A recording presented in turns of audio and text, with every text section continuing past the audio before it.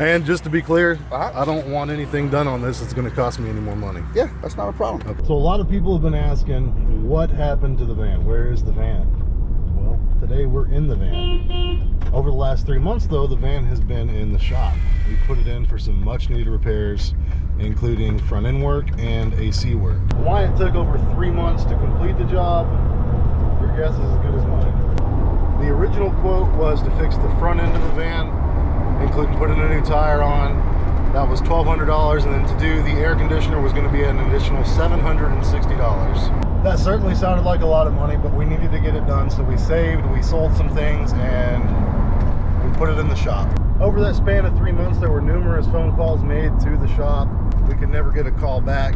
Most of the time, we didn't really know what was going on with this thing until we finally went up there to go talk to them. The day we went up there to go talk to them, they told us it was going to be ready the next day.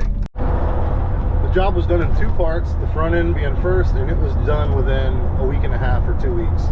That half was completed and paid for. So the air conditioning part took 3 months, and by the time they said it was finished, we don't even really need AC anymore. Summertime's come and gone, but we go to pick the van up anyway. Very excitedly, we head out to go pick up the van after 3 long months. On a quote originally of $760. We wanted to make sure we had $1,000 in our account, just because we expected it to be a little bit more because it had been in there for so long. And shops generally charge you more than the initial quote, never under. We go get ready to pay for the ticket so we can take the van home. Again, with the $760 in mind, we brought $1,000 because we knew it was going to be more. We had a feeling it was going to be more. And we get up there and the guy starts going over his stuff and he drops a freaking bombshell on us. Over $2,400 for the AC to get fixed, on top of the original $1,200 that we had already paid for the front end.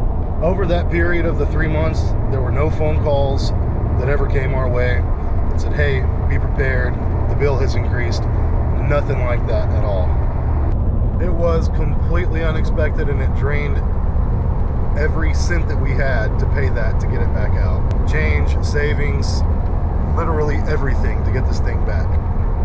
Day 1 of driving it home from the shop, we discovered the AC doesn't even work. It blows cold going down the road, but when you come to a stop, it blows warm air. Problem number 1. Also, notice the giant gap right here, all the way down. Also, for some reason, they decided to cut a piece of the panel out.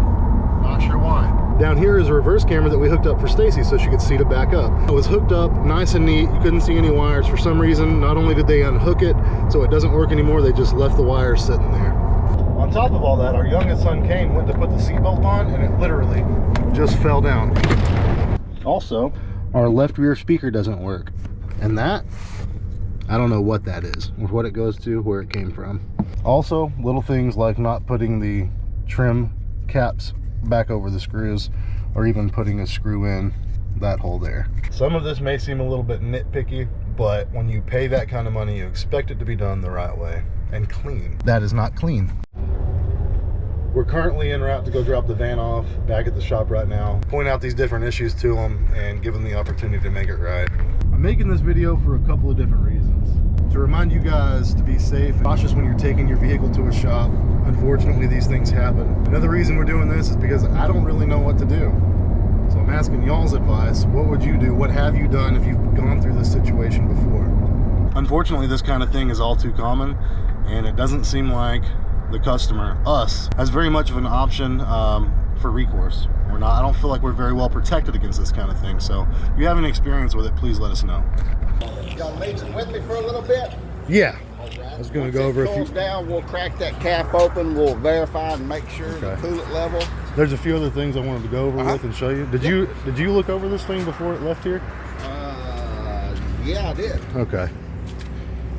I don't know if it was stuff that, you know, happened in a rush. There's a couple of things. Number 1, the reverse camera was unhooked and not hooked back up and just kind of left there. Not sure why that happened. Number 2, my son went to put the seatbelt on and it just fell out of the wall. Which one? This one right here. Yeah, that thing was a little bit rough. What else you got? Yeah, the reverse camera, I mean, that was there was all kinds of wires and stuff back here, and it was here for so long. I mean, that's easily overlooked. But the seatbelt, yeah, it's kind of a safety issue. Yep. On top of that, another thing, kind of minor, easy to overlook, is the back left speaker. This one right here. I guess it came unhooked in the process of doing all that. Not a problem. And then if y'all can do something to pinch that back up against the wall. Pinch what up against the wall? This back panel right here. There's a gap in there. Yeah, it can't go any further back. I mean, it goes back. It's like it's not secured. Yeah, because what you're doing is you're pushing on the box. You're twisting that box around. So there's nothing that can be done about that? The only thing that we can actually do is actually try to come in and get something to fill that gap. Maybe a spacer on that to push it back? This guy?